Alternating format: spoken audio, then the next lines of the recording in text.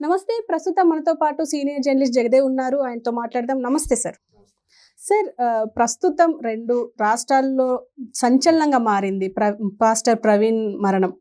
అది అంటే యాక్సిడెంటా లేకపోతే హత్యనా అని చెప్పేసి చాలా మందికి అనుమానం. ఇప్పటివరకు రిపోర్ట్ కూడా రాలేదు. 48 గంటలు దాటేసింది కూడా పోస్ట్ మార్టం అయ్యి. దీని గురించి మీరేం చెప్పదలుచుకున్నారు? యాక్చువల్గా ప్రవీణ్ అనే వ్యక్తి ఆయన మీద ఎక్కువగా ట్రోల్స్ అయితే జరగలేదు. ఇప్పుడు చనిపోక ముందు కదా, ఇప్పుడు బయటకు వస్తున్నాయి. ఆయన రామాయణం మీద విమర్శించాడు లేదా వేరే మతం మీద విమర్శించాడు అన్నట్టు. సో అంత ట్రోల్స్ కి గురయ్యే వ్యక్తి కాదంటే అంతగా థ్రెటనింగ్ లేదని అర్థం. అండ్ మోర్ ఓవర్ అంత హై ఇమేజ్ ఉన్న పాస్టర్ కూడా కాకపోయి ఉండొచ్చు అని నా అభిప్రాయం. సో ఇటువంటి పాస్టర్ ప్రవీణ్ గారు అలాగా ఎక్కడి నుంచి కొవ్వూరు నుంచి అక్కడికో రాజమండ్రి వెళ్తున్నప్పుడు బైక్ మీద వెళ్ళినప్పుడు రకరకాల అనుమానాలు, సీసీ ఫుటేజ్, హెడ్ లైట్ పనిచేయట్లేదు, ఓన్లీ సిగ్నల్ మీద వెళ్ళారు. తర్వాత ఒక వరుసగా చిన్న పొగలాగొచ్చి ఎలాగ వెళ్ళారు, చూసేసరికి కింద పడున్నారు, ఆయన మీద బండి పడింది అని వెంటనే చాలా మంది అక్కడ చేరుకున్నారు. అంతా జరిగింది. ఎవరు చూసిన వెర్షన్ వాళ్ళ కథను రాసేసుకున్నారు. అంటే ఎలా అంటే ఒక ఇంతకుముందు కూడా ఉద్యమం సమయంలో, తెలంగాణ ఉద్యమం సమయంలో కానీ ఆంధ్రప్రదేశ్ సమైక్యాంధ్ర ఉద్యమ సమయంలో కానీ ఒక ఫ్రెండ్ చిన్న స్టోరీ చెప్పాడు. ఒక అమ్మాయి సూసైడ్ చేసుకున్నాడు. సూసైడ్ చేసుకునగానే వెంటనే ఒక సంఘం వాళ్ళు వచ్చి, ఇది మా అమ్మాయి అసలు మా సంఘం కోసం సూసైడ్ చేసుకుని చెప్పండి, మీకు మంచి క్రెడిట్ వస్తుంది. పక్కింటి ఎవడందంట, ఎవరితోనో కడుపు చేయించుకుని ఉంటుంది, అందుకే తట్టుకోలేక వాడు మోసం చేసి ఉంటాడు. తర్వాత ఇంట్లో వాళ్ళ పరిస్థితులు తట్టుకోలేక నేను పెళ్లి చేయలేను బాధకి, నేను పెంచలేని బాధకి చనిపోయిందేమో అని తల్లి బాధపడుతుందంట. అసలు దీని ఫ్రెండ్ ఇంకోళ్ళు ఉంది, ఆ ఫ్రెండ్ వాళ్ళ ఇంకేదో స్టోరీ, ఇలా రకరకాల ఎవరికి తెలిసిన స్టోరీ వాళ్ళు చెప్పేస్తున్నారు. అసలు విషయం ఎవరికి తెలియదు. అయితే ఇక్కడ పాస్టర్ ప్రవీణ్ చనిపోయారు కాబట్టి ఆయన హత్య హత్య హత్య అని 10 సార్లు అంటున్నారు. ఎట్లా? దానికి లాజిక్ ఏంటి? ప్రాపర్ దాని సరైన ఖచ్చితంగా హత్యలాగే కనిపిస్తుంది అని చెప్పడానికి కొన్ని ఆనవాళ్ళు ఏమి చెప్తారా? ఒక ఆయన అంటాడు మైక్ పెడితే, ఖచ్చితంగా బండి మీద వెళ్తున్నప్పుడు యాక్సిడెంట్ గా జరిగితే బండి ఒకవైపు తుల్లిపోతుంది, మనిషి ఒకవైపు తుల్లిపోతాడు అంటాడు. మనిషి మీద ఎట్లా, బాడీ మీద అసలు బైక్ ఎట్లా ఉంది అని అంటున్నారు. మీరు చాలా సందర్భాల్లో బండి మీద యాక్సిడెంట్ పడినప్పుడు బండి కింద ఉండిపోయడం వల్ల కాలు ఫ్రాక్చర్ అవడం వల్ల చూడలేదా? కొన్నిసార్లు బండి ఈడ్చుకుంటూ వెళ్ళిపోతున్నప్పుడు చుట్టూ ఉండే సేఫ్ గార్డు అది కూడా ఈడ్చుకుంటూ వెళ్ళడం ఫ్లేమ్ లాగా వస్తుంది ఒక్కోసారి. అలా కింద ఇరుక్కుపోయి ఫ్రాక్చర్ అయిన మనం చూడలేదా?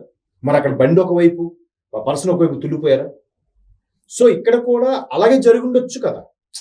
ఖచ్చితంగా మనిషి తుల్లిపోవాలని నీకు ఎలా అనిపించింది అంటే, అలా తుల్లిపోలేదు కాబట్టి అది ఖచ్చితంగా హత్యనా అంటే? ఇలాంటి రీజన్స్ చాలా చెప్పారు. నెక్స్ట్ ఒక ఆయన అంటాడు, ఆయనకి ఒక 3 నెలల ముందు నుంచి థ్రెటనింగ్ కాల్స్ వస్తున్నాయి. సో ఈ కాల్స్ రావడం వల్ల ఎవడో చేశాడు ఈ పని. నిజంగా థ్రెటనింగ్ కాల్స్ వస్తే ఆయన సింగిల్ గా ఎవరో వదిలేరు? ఆయన అంత సింపుల్ గా నిర్భయంగా బైక్ మీద వెళ్ళగలుగుతాడు? వెళ్ళాడుగా.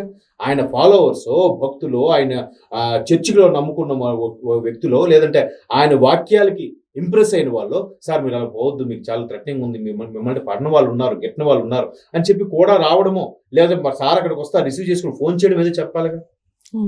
మరి అదేంటి రీజన్? తర్వాత ఆయన చనిపోయిన రోజో లేక చనిపోయే ముందు రోజో ఒక 24 hours సేపు ఆయన ఫోన్ స్విచ్ ఆఫ్ గానే ఉందంట.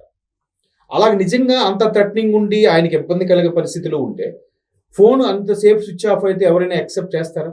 అరే ఫాస్ట్ గారు ఎక్కడికి వెళ్ళారు, ఉదయం అక్కడ కొవ్వూరు వచ్చారు కదా, రాజానగర్ వచ్చారా, రాజమండ్రి వచ్చారు, ఎక్కడ ఆగారు ఏంటని ఇమ్మీడియట్ గా ఆ సంఘాలకు వాళ్ళకి ఫోన్లు చేసి కనుక్కుంటారా లేదా, ఎంక్వైరీ చేస్తారా లేదా? జరగక ముందు చేయాల్సిన ఎంక్వైరీలు జరిగిన తర్వాత అందరూ వచ్చి, లేదు ఇది లైవ్ లోనే పోస్ట్ మార్టం చేయాలి, దీనికి ఇది చెయ్యాలి, అది చెయ్యాలి, ఇది ఖచ్చితంగా హత్య, ఇది ఎవడో గెట్టరవాడు చేసిందే అని అంటారు. సరే, కాసేపు గెట్టవాడు చేసిందే అనుకుందాం. ఆయన చనిపోతే ఎవరికి బెనిఫిట్? ఆయన వల్ల వచ్చే ఫండింగ్ ఎవడైతే తీసుకోవాలనుకుంటున్నాడో వాడికి బెనిఫిట్ ఉంటుంది. లేదా ఆయన పేరు మీద ఉన్న ఆస్తిని మనకు చేసేవచ్చు, లేదా నెక్స్ట్ ఆయన పాస్టర్ స్థానంలో మనమే వెళ్ళొచ్చు అనుకున్న వాడికి బెనిఫిట్ ఉంటుంది. ఇంకా రకరకాల బెనిఫిట్స్ అయితే ఉన్నాయి కదా. ఖచ్చితంగా వేరే మతస్థుడికే ఆపాదించేలా ఎందుకు చేస్తున్నారు? అంటే చుట్టుపక్కల మీరు ఇదొకటి కూడా మిస్ అయ్యారు, కర్రలు అవి కూడా కర్రలు కొట్టినట్టున్నాయి, బ్లడ్ ఉంది అంటారు. చెక్క బెద్దలు లాంటివి ఉన్నాయి, వాటికి రక్తం అంటుకుని ఉంది. కాదనట్టు నేను అన్నది అది హత్య యాక్సిడెంట్ అనేది ఎవరికీ తెలీదు. పోలీసుల వెర్షన్ ఏంటిది, యాక్సిడెంటే అంటున్నారు. వీళ్ళు ఖచ్చితంగా హత్యే చూసినట్టే చెప్తున్నారు. దీనివల్ల ఏమవుతుంది, ఆల్రెడీ మత విద్వేషం మెల్లగా రెచ్చగొడుతున్నారు. మీకు అర్థమైందా? ఆల్రెడీ గతంలో ఈయన చంపుతామని కొంతమంది బెదిరించారు, ఈయన పరుష పదజాలంతో మాట్లాడారు, బహుశా వాళ్ళు ఎవరో ఏదో చేస్తుంటారు. అంతకు ముందు రోజే ఒక వ్యక్తి మీద ఈ సంఘాలన్నీ కలిసి కంప్లైంట్ కూడా చేశాయంట. ఒక ఆయన అంటాడు ఆ వ్యక్తే ఏమో అని అంటాడు ఒక ఆయన. అలా ఎలా ఆపాదించేస్తారు? ప్రాపర్ రీజన్ అయితే తెలియదు. పైగా పోస్ట్ మార్టంకి లైవ్ పెట్టించండి అన్నారు. లైవ్ పెట్టించిపోతే లేదు సార్. మా దగ్గర కూడా మంచి నిష్ణాతులైన డాక్టర్లు ఉన్నారు, మా సంఘం నుంచో లేదా మా క్రైస్తవ సంఘాల నుంచో. మా డాక్టర్లను కూడా మీరు ఎలా చేయండి ఆ పోస్ట్ మార్టంకి అని చెప్పొచ్చు. లేదా పోస్ట్ మార్టం అయిపోయిన తర్వాత డెడ్ బాడీ ఇచ్చేస్తారు కదా, ఆ బాడీ ఇచ్చినప్పుడైనా సార్ అది మాకు అనుమానంగా ఉంది, ఇంకోసారి మా వాళ్ళతో చేయించుకుంటాము, ఇంకేదో చేసి రిక్వెస్ట్ చేసుకోవచ్చు. అంటే దాంట్లో ఆప్షన్ ఉందో లేదో నాకు తెలియదు, సారీ అలా చెప్పొచ్చో లేదో నాకు తెలియదు. అంటే ఇట్లా ఇన్ని ఉన్నప్పుడు వాళ్ళ శ్రీమతి గారు ఏమంటారు, లేదండి ఇది ప్రాబ్లం కాదు, అంటే ప్రాబ్లం కాదు, నేను ఆయన నిజంగా హత్య ఇది మాకు తెలియదు, దానివల్ల మేము కావాలని మేము వాళ్ళ మీద కక్ష సాధింపుగా దీనిగా వెళ్ళాలనుకోవట్లేదు, మేము అలా చేసే మనుషులం కాదు, ఇది అయిపోయింది, భగవంతుడు ఈ విధంగా మాకు డిసైడ్ చేశాడు. ఆయన కూడా ఎవరితో శత్రుత్వం పెట్టుకునే మనిషి కాదు, అతను ఏదో మొన్న ఎక్కడో ఆర్టికల్ చదివారు, వయసులో ఉన్నప్పుడు ఎవరి మీద ఆవేశంగా ప్రవర్తిస్తే ఆయన ఒక అపస్మారక స్థితికి వెళ్ళిపోయాడట. ఈయన బ్రదర్ ఫ్రెండ్ ఎవరు కొట్టవాళ్ళు. సో ఆయన మళ్ళీ సేవ్ అయిన తర్వాత అమ్మయ్య పర్వాలేదని ఊపిరి పీల్చుకున్నాడు. ఆ తర్వాత నుంచి ఈయనలో ఒక జ్ఞానోదయం అయింది. మనుషుల్ని కొట్టుకు చావడమేనా, ఇదేనా బతుకు, ఇదేనా జీవితం అని చెప్పి అప్పుడు ఆయన మెల్లగా ఈ జీసస్ నమ్ముకోవడం ఇట్లా డైవర్ట్ అయ్యాడు. ఒక రకమైన అంటే మ్యాక్సిమం ఆయన ఎప్పుడు 2-3 ప్రవచనాలు చూశాను, మనిషిని మనిషిలా చూడండి, తర్వాత ఆయన క్రిస్టియన్నా ముస్లిమ్మా అని చూడండి అని చెప్పేవాడు. బట్ ఇప్పుడు ఆయన చనిపోయిన తర్వాత ట్రోల్స్ కొన్ని అవుతున్నాయి, వేరే రామాయణం గురించి తప్పుగా మాట్లాడారని, లేదా ముస్లిం మతం గురించి ఏదో తప్పుగా మాట్లాడారని. ఇప్పుడు రకరకాల రీజన్స్ ఉంటే ఉండొచ్చమ్మా. మాట్లాడినంత మాత్రాన ఆవేశంగా జరిగిపోతుంది, చంపేస్తారనుకున్న వాడికి ఎలా ఆలోచిస్తాం? కానీ ఏపీలో సనాతన ధర్మం అని ఎప్పుడైతే మొదలైందో అప్పటి నుంచి వెళ్ళి క్రైస్తవుల మీద ఇప్పుడు దాడులు ఎక్కువ అయ్యాయి అని చెప్పేసి వాళ్ళు ఆరోపిస్తున్నారు. మరి ఈ పాస్టర్ ప్రవీణ్ గారికి ముందు ఏమైనా జరిగాయా? ఒక ఎగ్జాంపుల్ చెప్పండి. ఇప్పుడు ఇజ్రాయెల్ అనే వ్యక్తి మన హైదరాబాద్ లోనే అడ్వకేట్, ఆయన కూడా క్రిస్టియనేనంట. సో ఆయన మీద హత్య ప్రయత్నం జరిగింది. ఇది జరిగే 1 వీక్ ముందు. ఎక్కడ జరిగింది? మన హైదరాబాద్ లో. మీరు ఆంధ్రప్రదేశ్ సనాతన ధర్మం గురించి మాట్లాడు, హైదరాబాద్ ఎలా జరుగుతుంది అంటే వీళ్ళు ఇప్పుడు ఇవే మాట్లాడుతున్నారు. చూసారా, పొంతం లేదు. మీరు మాట్లాడింది ఏంటి? ఆంధ్రప్రదేశ్ లో సనాతన ధర్మం అనే టాపిక్ ఎత్తుకున్నప్పటి నుంచి జరుగుతున్నాయి అన్నారు. అక్కడ జరిగింది ఏదని చెప్పండి. అది ఇక్కడ హైదరాబాద్ లో జరిగింది, బీహార్ లో జరిగింది, గుజరాత్ లో జరిగింది, దాని మీద లింక్ పెట్టేసి అది ఇదే అని చెప్పద్దు. ఓకే, మీకు అర్థమవుతుందా? మరి దీనికి ఎలా ఆపాదిస్తారు? అంటే ఇక్కడ ఏమవుతుందంటే అదిగో పులి అంటే ఇదిగో తోక అనేవాడే, బట్ నిజంగా పులి చూసినోడు ఎవడు లేడు, ఆ తోకను చూసినోడు కూడా లేడు. అంటే నేను తోకను చూడలేదంటే నన్ను ఎవడో అనుకుంటాడేమో, నేను తోకను చూశాను అంటున్నాడు. వాస్తవాలు అనేది తెలియదు. ఈరోజు ఆయన ఎవరు, రాజేష్ మహాసేన్ గారు, ఆయన కూటమికి చాలా ఫేవర్గా ఉండే మనిషి. ఆయన కూడా ఏమంటున్నాడు, పోలీసులు లేదంటే తప్పు దాస్తున్నారు, దీని వెనక ప్రభుత్వ పెద్దలు ఎవరో ఉన్నారు, ప్రభుత్వ పెద్దలకు కూడా పోలీసులు పూర్తిగా చెప్పలేకపోవడం వల్ల లోకేష్ గారు కానీ అనిత గారు కానీ పూర్తి సహకారం చేయలేకపోతున్నారు, వాళ్ళకి అసలు విషయం తెలియనివ్వట్లేదు, ఇక్కడ ఏదో కుట్ర జరుగుతుంది అంటాడు ఆయన. ఎట్లా ఇది? ఇప్పుడు రాజశేఖర రెడ్డి గారండి, దివంగత ముఖ్యమంత్రి హోదాలో ఉన్న వ్యక్తి హెలికాప్టర్తో కూలి చనిపోతే దాని మీద ఎన్ని అనుమానాలు రాలేదు? కావాలనే చేశారని. ఇప్పుడు వాళ్ళు వాతావరణ శాఖ వాళ్ళు వచ్చి చెప్పారంట, చీఫ్ సెక్రటరీ కూడా వచ్చి చెప్పారట, సార్ ఇట్లా పరిస్థితి బాగాలేదంటున్నారు, మీరు ఎలా కూడా లేదు, నేను అది రచ్చబండ కార్యక్రమం, నేను ప్రజలకు వస్తాను మాట ఇచ్చాను, వాళ్ళు వెళ్ళాల్సిందే అన్నాడు. నిజంగా అనుకుంటే వాళ్ళు ఆపేసేవాళ్ళుగా, చీఫ్ సెక్యూరిటీ ఆఫీసర్ కూడా లేదంటే ఎవరో ఒకరు. దాన్ని మనం ఏం చేస్తాం? ప్రకృతి వైపరీత్యాలకో లేదంటే ఆయన రాత అంతవరకు ఉంటే మనం చేయలేం కదా. నేనేమంటున్నానంటే నిజంగా ఆయనది హత్య ఉదంతం అని అయితే ఆయన కొంచెం జంకుతాడు కదమ్మా సింగిల్గా వెళ్ళడానికి కదా. లేదు కూడా ఎవరో ఒకరు వెళ్తారు కదమ్మా. వాళ్ళు ఎవరూ లేకుండా ఈయన పైగా ఆయన ఎప్పుడు సింపుల్సిటీ అనంట, ఎంత ఉన్నా కూడా చాలా సింపుల్గా ఉంటాడంట. ఎందుకు కారులో వెళ్తే ఖర్చు, బైక్ మీద వెళ్ళిపోతే తక్కువ అవుతుంది కదా, ఎందుకు ఫ్లైట్లో వెళ్తే ఖర్చు, ట్రైన్లో వెళ్ళిపోతాను. ఇట్లాంటి మిడిల్ క్లాస్ మెంటాలిటీతో చాలా డౌన్ టు ఎర్త్ ఉండే మనిషి ఎక్కడ శత్రువులు ఎక్కువ మంది ఉంటారమ్మా? ఒకవేళ ఉన్నా ఆయన పోవడం వల్ల ఎవరికి బెనిఫిట్ అవుతుందమ్మా? ఆ యాంగిల్ ఎందుకు ఆలోచించరు?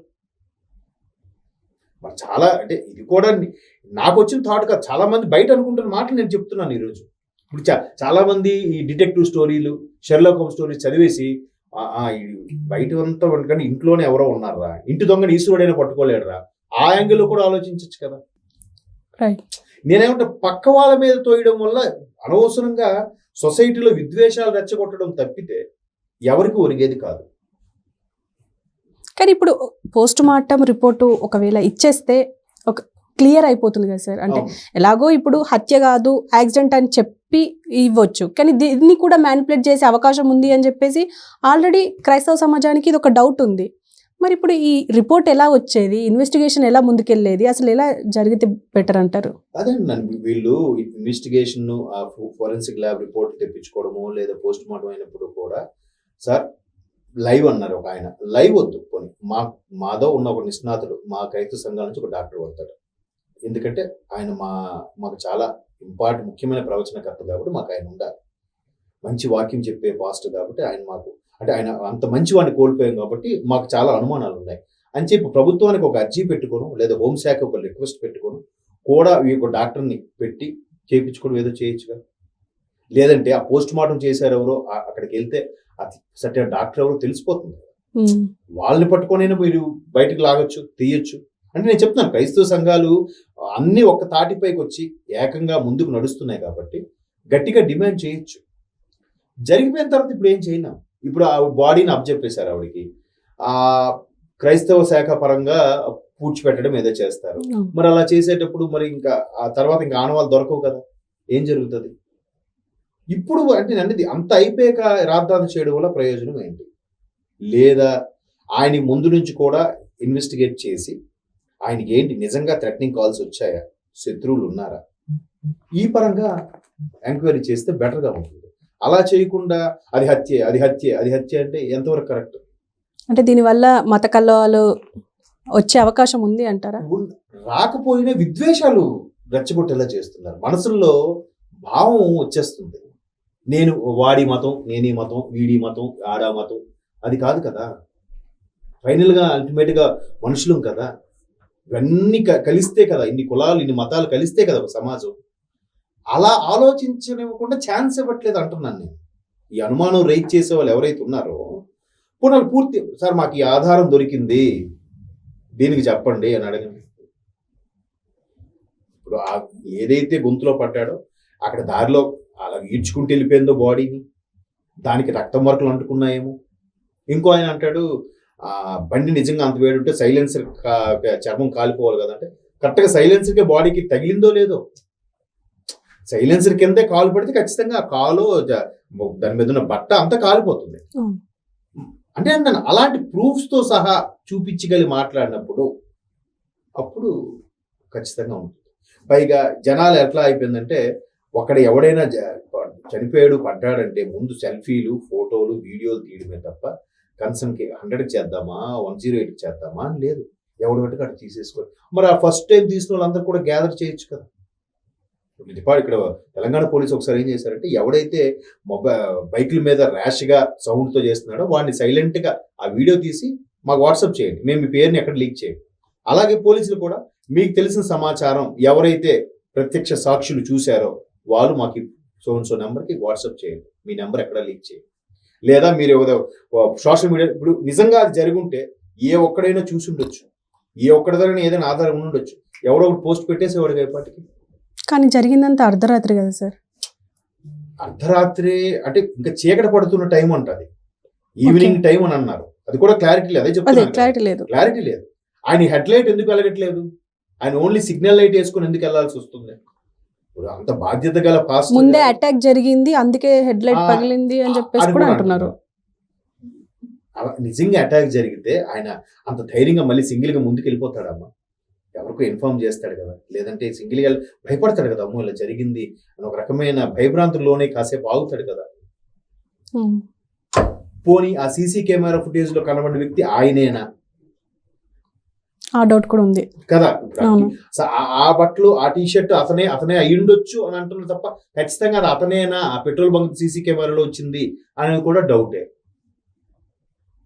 అంటే నేను ఇన్ని అనుమానాల మీద ఖచ్చితంగా హత్య అని ఎలా నిర్ధారించగలుగుతారు? కానీ హత్య అని అనుమానాలు అంటున్నారు. అనుమానం ఉంది, దాన్ని క్లియర్ చేయాల్సిన బాధ్యత పోలీస్ వ్యవస్థకే ఉంది అని చెప్పేసి కూడా వాళ్ళు అంటున్నారు. అయితే ఇప్పుడు మళ్ళీ ఇందులో రకరకాలు ఉంటాయమ్మా. ఒకవేళ నిజంగా హత్య అయినా కూడా పోలీసులు దాన్ని వేరే రకంగా హ్యాండిల్ చేయొచ్చు. చెప్తే మత విద్వేషాలు రెచ్చగొడతాయని చెప్పకపోవచ్చు.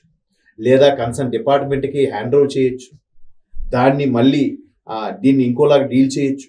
రకరకాలు. ఇప్పుడు మనం సింపుల్గా కాదు. ఇప్పుడు ఏమంటున్నారు, చిన్న ఎగ్జాంపుల్ చెప్తా. కూటమి ప్రభుత్వం వచ్చింది కానీ ఇంకా కొడాల నాన్నగారు లాంటి వాళ్ళని ఇంకా అరెస్ట్ చేయరేంటి, ఎవరెవరినో అరెస్ట్ చేస్తాం కానీ చాలా మంది అదే ప్రశ్న. మీరు కింద కామెంట్స్ చూడండి. అంత సింపుల్ కాదు కదా, కక్ష సాధింపు కాదు కదా. దానికి ప్రాపర్ రీజన్, ఒక కేసు లేదా దొరికాడా, ఇలాంటి విషయాలు చేశాడో, దానికి రెడ్ హ్యాండ్ దొరికాడు, సాక్ష్యం ఇవన్నీ ఉంటే అప్పుడు ఎఫ్ఐఆర్ కడతారు. ఊరికి ఆయన మాట్లాడాడు అయినప్పటికీ కొన్ని ఆధారపూరితంగా పోసాని కృష్ణమూర్తి లాంటి వాళ్ళని అరెస్ట్ చేశారు. మరి ఆయన ఎందుకు అరెస్ట్ చేయలేకపోతున్నారు పోసాని అంటే దానికి ఒక లెక్క ఉంటుంది. ఇప్పుడు ఇక్కడ కూడా హత్య కాదా అంటే చెప్పడానికి కూడా వాళ్ళ యాంగిల్ ఏంటో మనకు తెలియదు కదా. ఇది ఒక ఎక్కడో చిన్న సినిమా మీకు చెప్పాను అనుకుంటాను చాలా సందర్భాలు. జనగణమన సినిమా ఉంది మలయాళంలో. ఇందులో ఫస్ట్ ఒక ప్రొఫెసర్ని 4 కుర్రోళ్ళు కారులో దిచ్చి కాల్ చేస్తారు. అది అప్పుడే కరెక్ట్ బైక్ మీద స్కిడ్ అయి పడిపోయిన ఒక జర్నలిస్ట్ చూస్తాడు. ఆ 4 ఆ అమ్మాయిని తగలబెడుతున్నట్టుగా పెట్రోల్ పోసి. వెంటనే కథనం 4 ఒక అమ్మాయిని పాడు చేసేసి తగలబెట్టేస్తున్నారు నిర్భయ చట్టం కింద. వెంటనే వీడు పొద్దున్న పేపర్ కూడా వచ్చేస్తుంది. ఇంకా పోస్ట్ మార్టం అవ్వదు, ఏమీ అవ్వదు. తీరా చూసి అంతా చేస్తే వాళ్ళు 4 ఎన్కౌంటర్ చేసేస్తారు. ఆ 4 ఏ ఒక్కడికి డ్రైవింగ్ రాదంట. అంటే మరి కారులో అక్కడ తీసుకొచ్చింది ఎవరు? సో లోపల ఇంకొకడు ఉన్నాడు, వాడెవడో నడిపిస్తున్నాడు. ఈ 4 అమాయకులు. ఇదంతా ఒక ఇన్వెస్టిగేషన్ ఆఫీసర్ మొత్తం బాగుంటుంది. అంటే మనకు చూసిన కథన ప్రకారం ఇది ఖచ్చితంగా అమ్మాయి అబ్బాయి గదిలోకి వెళ్ళారంటే లోపల తప్పు జరిగిపోయింది. ఇప్పుడు నేను కోర్టు సినిమా అదే అమ్మాయి అబ్బాయి గదిలోకి వెళ్ళారంటే లోపల ఏదో తప్పు జరిగిపోయింది అంతే. ఎవరికి తెలుసు? అది కరెక్ట్ కాదు కదా. అది నేను అలాగా. సో ఈయనకి ఎంత ఫాలోయింగ్ ఉంది, ఈయనకి యాంటీగా చాలా మంది కామెంట్స్ పెడుతున్నారు కాబట్టి ఈయన ఖచ్చితంగా శత్రువులు ఉన్నారు. అంటే ఇది కావాలని చంపేశాడు. ఎవడో అంటాడు ఫస్ట్, ఎవడో చంపేసి ఇలా ప్లాన్ వేసాడు, ఇది దగ్గర చూసుంటే అంటాడు. అది అలా స్ప్రెడ్ అయ్యి ఇలా వచ్చింది. అంటే ఇదంతా ఏంటంటే చెప్పలేము ఏది ఎలా జరుగుతుందని. బట్ మీరు అన్నట్టు పోస్ట్ మార్టం రిపోర్ట్ బయటికి రావాలి, వచ్చిన వాస్తవ రిపోర్ట్ బయటికి రావాలి. ఒకవేళ దాచితే ఎందుకు దాగబడింది కూడా తెలియాలి.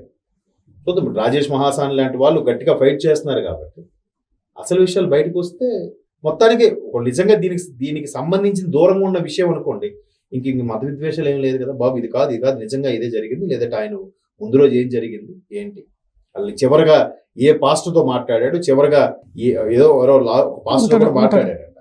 సో వాళ్ళని గట్టిగా పట్టుకుంటే క్లారిటీ వచ్చేస్తుంది. Okay sir, thank you.